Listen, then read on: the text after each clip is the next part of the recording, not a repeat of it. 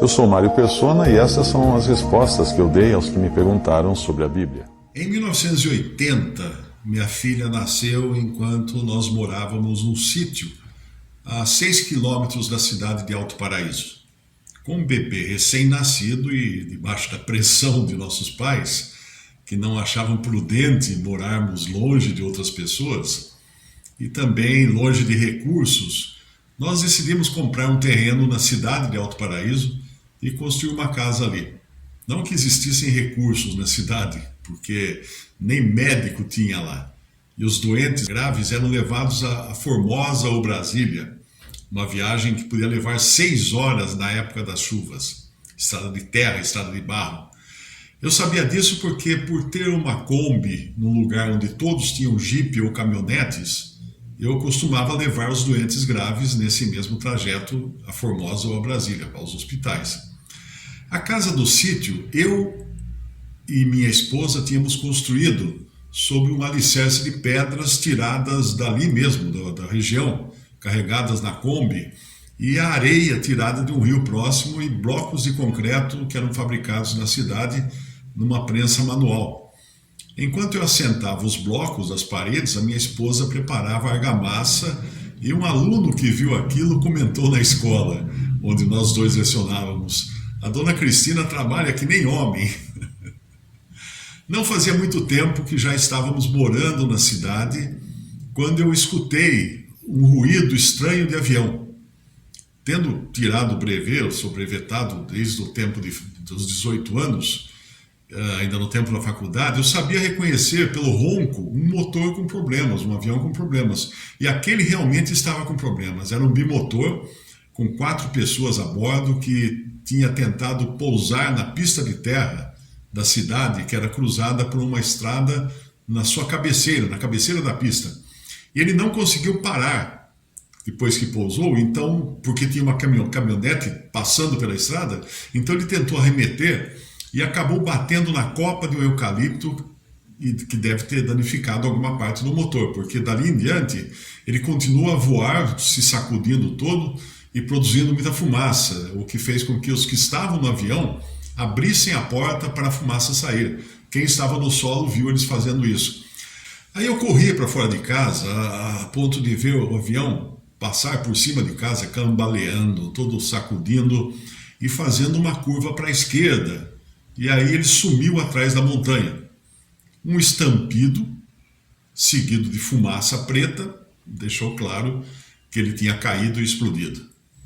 Eu peguei o meu Fusca, fui correndo para o local que ficava na beira da estrada, que liga Alto Paraíso a Formosa, mas quando eu passei num buraco, o Fusca pifou, parou, não pegou mais. Aí tinha uma caminhonete passando, eu peguei carona na caçamba da caminhonete, e quando eu cheguei no lugar do acidente, eu cheguei a tempo de ver os 3 passageiros caminhando para fora das chamas e o piloto ainda no meio do fogo. O piloto tinha tentado pousar na própria estrada, mas a mesma caminhonete que tinha atrapalhado seu pouso na pista vinha em sua direção, obrigando ele a fazer um pouso forçado no meio do cerrado, onde o avião então embicou numa grota e explodiu. Como o avião tinha a parte de cima da fuselagem de fibra de vidro, com a explosão só ficou o piso e as asas, que eram de alumínio, o que fez com que os passageiros pudessem se levantar das suas poltronas e sair caminhando do meio das chamas, exceto o piloto, que alguém que estava ali, o mais corajoso, conseguiu arrastá-lo para fora dos destroços antes que o segundo tanque de combustível explodisse. Um dos passageiros, que depois eu soube que era o filho do governador de Goiás, passou ao meu lado caminhando nu e apenas com o cinto de couro intacto, porque o fogo tinha queimado totalmente as suas roupas. Com a pele dos braços penduradas pelas pontas dos dedos, ele estava consciente ao ponto de me dizer: "Nós estamos em 4, veja se ficou mais alguém no avião." Aí eu desmontei, aí eu não consegui acreditar naquilo. Para quem não sabe, pessoas com o corpo inteiro queimado e em choque não sentem as dores da queimadura, porque a pele foi toda destruída e ela acaba até se desgrudando do corpo.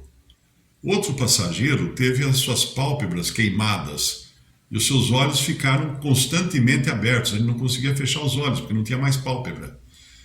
Eu, que sempre me achei corajoso, desmontei diante daquela cena. Eu só tremia, chorava, não conseguia ajudar em coisa nenhuma. Realmente você fica em estado de choque. Aí outros que estavam ali, né, que conseguiram chegar ao local, colocaram os quatro passageiros, os quatro que estavam no avião, na caçamba de uma caminhonete e correram para uma pista de pouso, porque lá tinha um monomotor que tinha pousado um pouco antes. Lembre-se que não tinha em Alto Paraíso hospital, médico, recurso nenhum, como eu já disse. Então o jeito era pegar um avião e levá-los para Brasília, ou mais rápido até seria Goiânia, né, por causa dos procedimentos de pouso e tudo mais. Aí eles forraram os assentos do avião, do monomotor, com folha de bananeira, para que os corpos em carne viva não grudassem nos bancos. E então eles embarcaram os quatro, enquanto o piloto do avião que caiu, cego das queimaduras do rosto, ele só pedia para alguém dar um tiro na cabeça dele e acabar logo com a sua agonia. Ele queria morrer.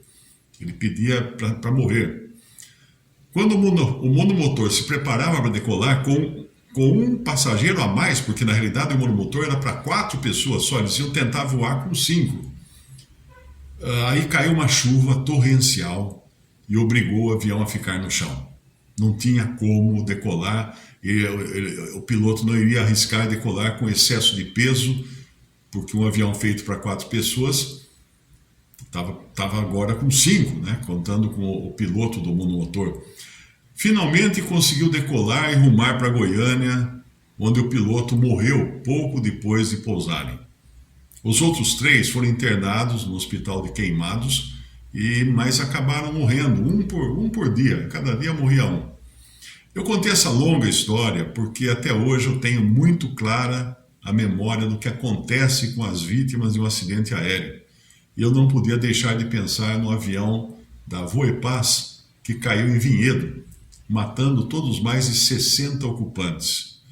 No acidente de Goiás, os ocupantes ainda permaneceriam vivos por alguns dias, mas em Vinhedo, todos morreram com o impacto e a explosão. Então eu fico pensando, o que terá passado na mente de cada um deles enquanto o avião rodopiava, caindo quase 5 quilômetros em menos de 2 minutos? Aí eu me lembrei de 2 homens que, embora não estivessem no avião, sabiam que a morte se aproximava. Eram 2 bandidos, 2 malfeitores, 2 criminosos que foram executados junto com Jesus. A história você lê no Evangelho de Lucas. Ali diz assim: e também os soldados conduziram outros 2, que eram malfeitores, para com Jesus serem mortos. E quando chegaram ao lugar chamado a Caveira, ali o crucificaram a Jesus.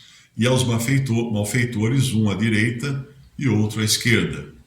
E o povo estava olhando, e também os príncipes zombavam dele, dizendo: aos outros salvou, salve-se a si mesmo, se este é o Cristo, o escolhido de Deus. E também os soldados escarneciam, chegando-se a ele e apresentando-lhe vinagre, dizendo: se tu és o rei dos judeus, salva-te a ti mesmo. E um dos malfeitores que estavam pendurados blasfemava dele, dizendo: se tu és o Cristo, salva-te a ti mesmo e a nós também. E nesse meio tempo acontece uma coisa que eu vou explicar mais adiante. Respondendo, porém, o outro repreendia-o, dizendo: tu nem ainda temes a Deus, estando na mesma condenação? Nós, na verdade, com justiça, porque recebemos o que os nossos feitos mereciam, mas este nenhum mal fez. E disse a Jesus: Senhor, lembra-te de mim quando entrares no teu reino. E disse-lhe Jesus lhe respondeu dizendo: em verdade te digo que hoje estarás comigo no paraíso. Lucas 23, de 32 a 43. Tem uma religião aí, sabatista, que tenta distorcer essa passagem, tirando a pontuação e dizendo: em verdade te digo, hoje estarás comigo no paraíso. Como se hoje não era o dia em que ele estaria no paraíso, mas era o momento em que Jesus estava falando com eles. Mas como toda religião falsa, né, querem depreciar a obra de Cristo. Em Mateus 27 diz que os dois criminosos também zombavam de Jesus, igualmente os dois, até que um deles mudou de ideia e passou a pedir socorro.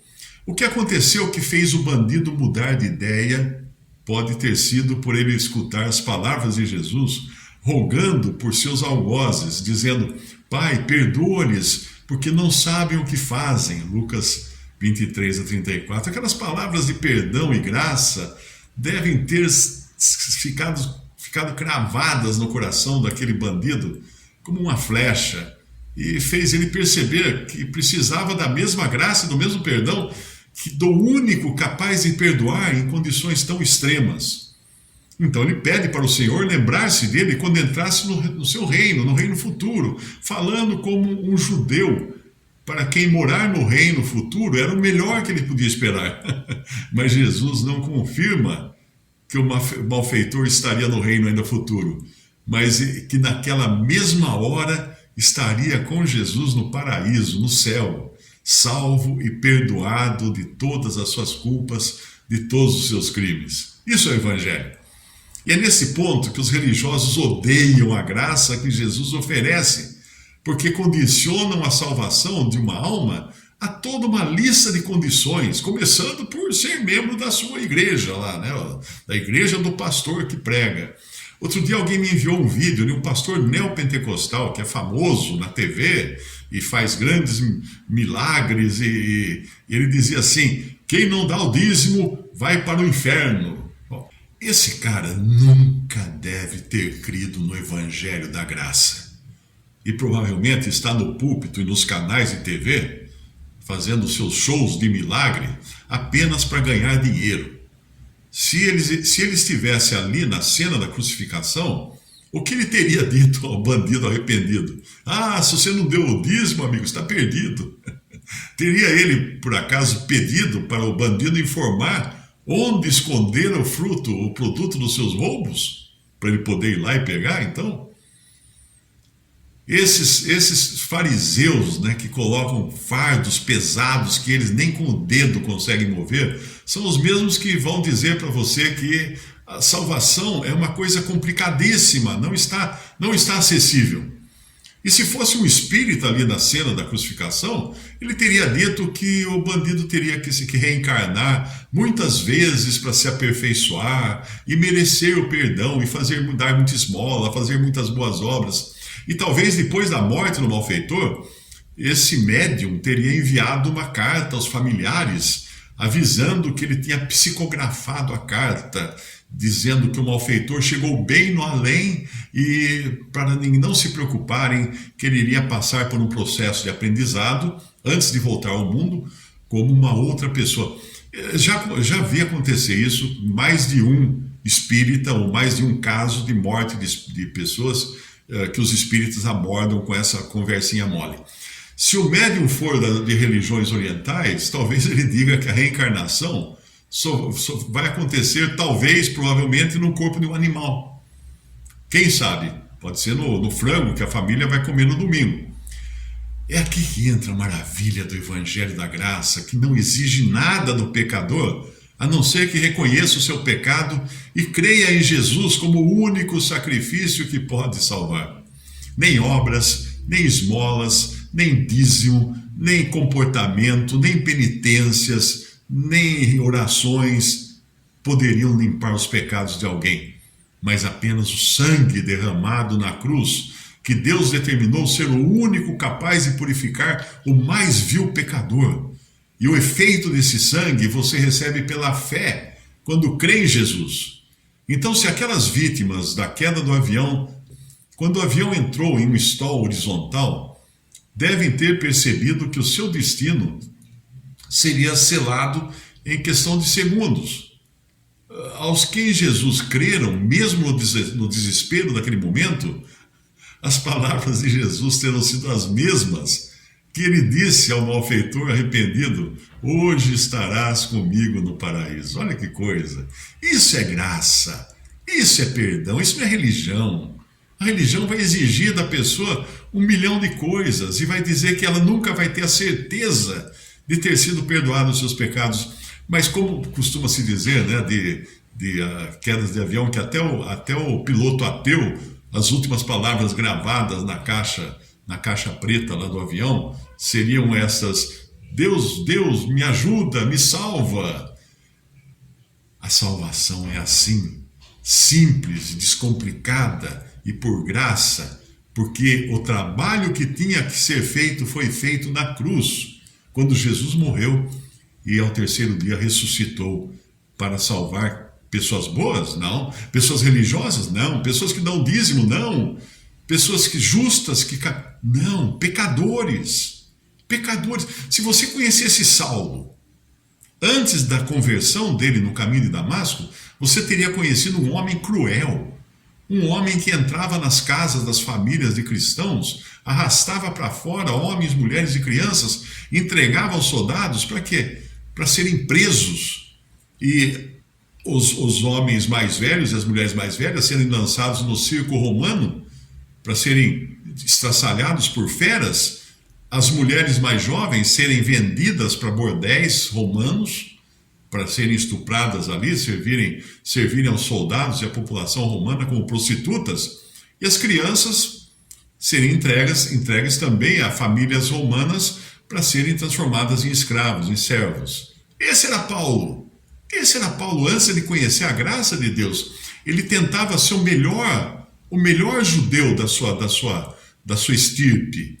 Mas a hora que ele encontra o Senhor no caminho para Damasco, o Senhor tem que falar para ele: Paulo, Saulo, Saulo, por que me persegues? Quem és, Senhor?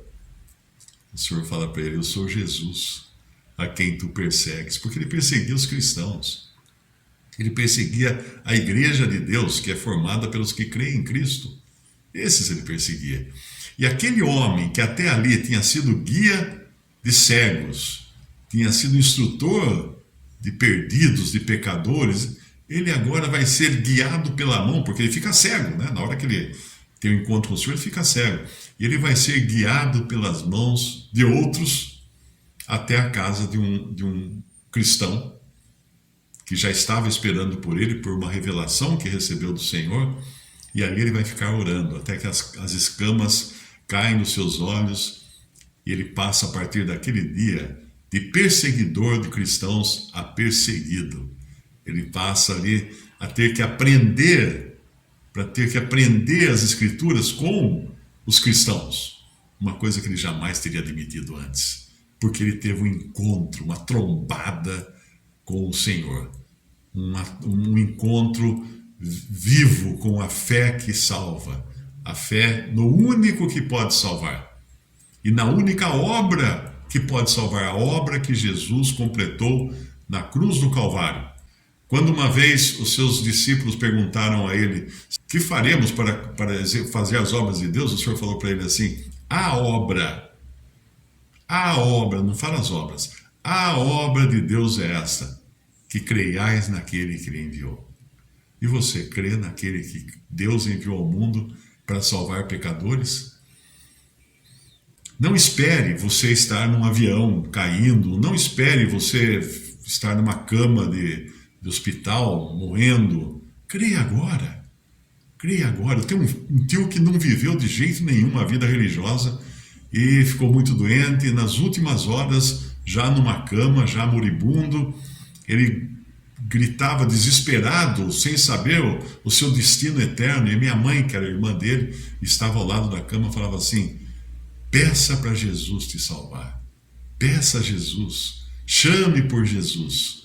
Esse meu tio morreu com as palavras nos lábios, dizendo: Jesus, Jesus, Jesus. Sabe, eu vou encontrar com ele. A qualquer momento eu vou encontrar com esse meu tio no céu. Ah, mas ele não ia no culto, ele não ia na missa, ele não dava o dízimo. Amigo, você não entendeu nada do que eu falei até aqui, né? Não é mesmo? Creia em Jesus e será salvo. Essa é a mensagem do Evangelho da graça de Deus. Não do Evangelho da religião, do Evangelho que coloca homens como intermediários, como sacerdotes entre você e Deus. O Evangelho simples, puro, verdadeiro, é aquele que só exigiu uma coisa, só exige uma coisa de você: fé, crer em Cristo como seu Salvador e Senhor.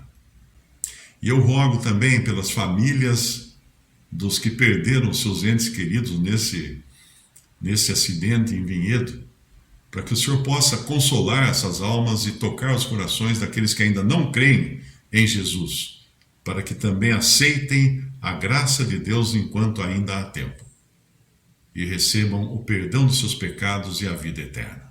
É isso que promete as páginas da Bíblia.